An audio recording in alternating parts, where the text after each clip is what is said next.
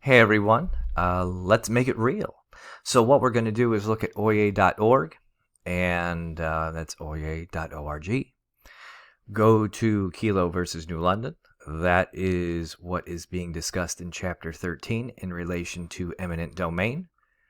And the facts of the case is that New London, Connecticut, wanted to take private property, sell it for private use to private developers. Kelo and others sued that this violated the takings clause of the Fifth Amendment. They also argued that you couldn't just take away private property and sell it to private developers because it's not for public use anyway.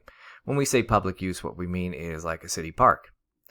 And New London was saying is that whatever the land is being used for, it's going to be used by the public. So public in one case is when we say city park, we're talking about a government-run park. And the other issue of public is when you say that the public at large, that people could use it. So the Connecticut Supreme Court ruled in favor of New London. And when it was appealed to the Supreme Court, if you click on this by ideology, or you see seniority, but if you click on it by ideology, were the more liberal judges. These are the more conservative judges by a vote of 5. So you have your 4 plus 1. A vote of 5 to 4. They ruled in favor of New London. The argument was the takings in this case was qualified as public use despite the fact that the land was not going to be used by the public at large.